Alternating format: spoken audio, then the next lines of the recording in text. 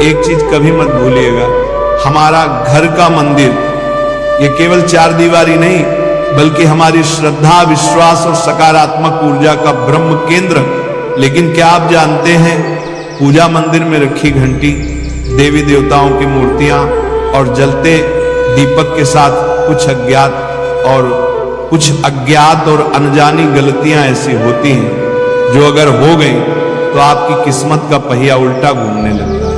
ऐसा दुर्भाग्य आता है कि इंसान चाह कर भी संभल नहीं पाता, घर में बरकत रुक जाती है, धन का प्रवाह थम जाता है, खुशियां सूख जाती हैं और गरीबी ऐसे कदम चूम लेती है कि चाहकर भी हटती नहीं। भक्तों, हो सकता है आप भी अनजाने में वही गलतियां कर रहे हैं, इसीलिए पैसा पास टिकता नहीं, घर में अशांति का वास रहता है और सफलता बस दूर से हाथ हिलाती है। आज इस महाप्रवचन में हम आपको पूजा मंदिर से जुड़ी हुई 12 रहस्यपूर्ण बातें बताएंगे। ये सिर्फ जानकारी नहीं, ये आपकी 7 पीढ़ियों की जिंदगी बदलने की कुंजी है। आज हम विस्तार से जानेंगे दीपक को रोज धोना चाहिए या नहीं, और धातु के दिए को साफ करने का सही तरीका क्या है, मिट्टी का दिया कितनी बार उपयोग करना चाहिए, मंदिर में घंटी किस दिशा में न रखें और कितनी बार बजाएं, शाम की पूजा में घंटी क्यों नहीं बजानी चाहिए, पूजा करते समय आपका मुख किस दिशा में होना चाहिए, घर में शिवलिंग रखने का सही नियम क्या है। भक्तों, इस प्रवचन को अंत तक सुनना, अधूरी जानकारी हमेशा नुकसानदेह साबित होती है। तो चलिए शुरू करते हैं किस्मत बदलने वाले इस ज्ञान की यात्रा। सबसे पहले बात करते हैं दीपक की। दीपक जलाना सिर्फ एक परंपरा नहीं, ये भगवान के आशीर्वाद का प्रकाश है जो आपके जीवन में उजाला भरता है। मिट्टी के दिए का बार बार इस्तेमाल, मिट्टी का दिया जिसे आप अपनी श्रद्धा का प्रतीक मानते हैं, वह शुद्धता और पवित्रता का प्रतीक है। गलती, मिट्टी का दिया एक बार जलाने के बाद उसे दोबारा मंदिर में नहीं रखना चाहिए। सही नियम, हर बार नया मिट्टी का दिया ही उपयोग करना शुभ माना गया है। मिट्टी के दिए को दोबारा उपयोग करने से वास्तु दोष उत्पन्न होता है जो घर की बरकत को रोकता है। पुराना दिया सम्मान पूर्वक विसर्जित कर दें।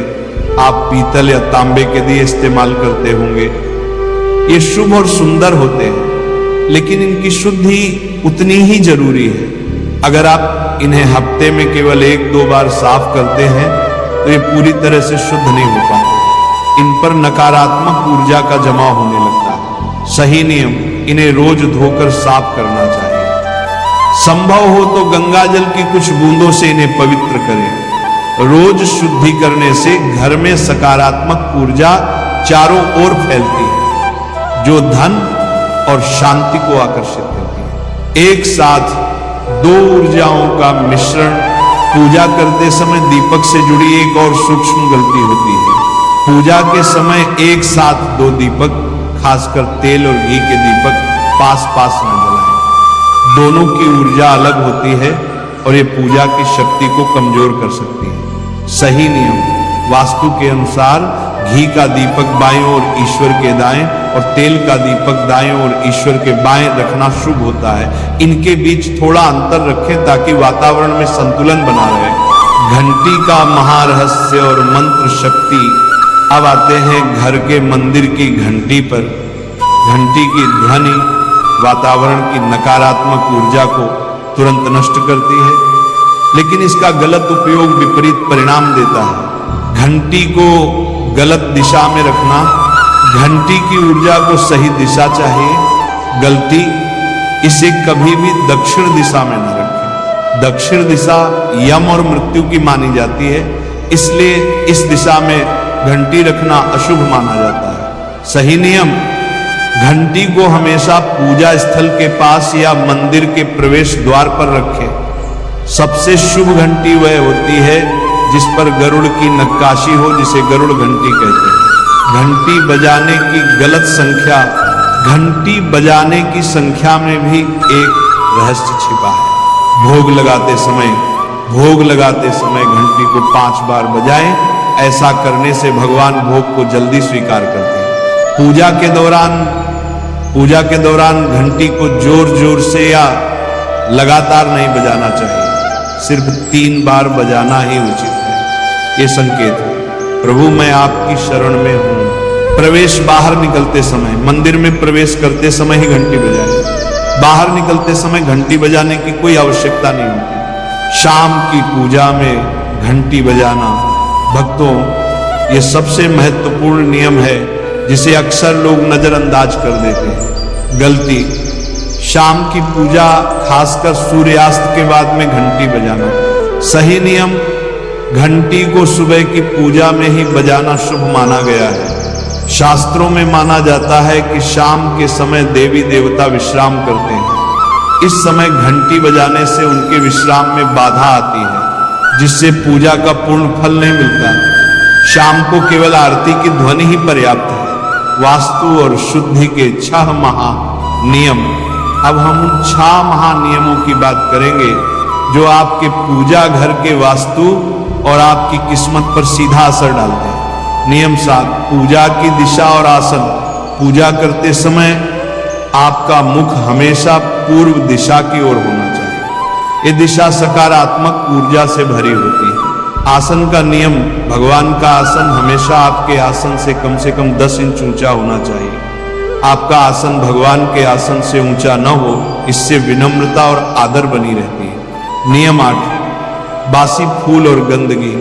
ये गलती सबसे अधिक नकारात्मक ऊर्जा लाती है। गलती, पूजा घर में कभी भी सड़े, बासी या मुरझाए हुए फूल न रखें। ये नकारात्मकता को बढ़ाते हैं और दरिद्रता को आकर्षित करते हैं। सही नियम, हमेशा ताजे और खिले हुए फूल ही अर्पित करें। मुरझाए फूलों को तुरंत हटाकर सम्मान पूर्वक मिट्टी में दबा दें। नियम 9, सोने के कमरे में मंदिर। जिस कमरे में आप सोते हैं उसमें घर का मंदिर नहीं बनाना चाहिए। उपाय, यदि परिस्थिति के कारण आपको सोने के कमरे में ही मंदिर रखना पड़े तो रात को मंदिर को ढक दें या उस पर पर्दा डाल दें। इससे रात के समय मंदिर से निकलने वाली ऊर्जा आपके विश्राम को प्रभावित नहीं करेगी। नियम 10, काले वस्त्रों का त्याग। सनातन परंपरा में काले वस्त्र पहनकर पूजा करना अशुभ माना जाता है।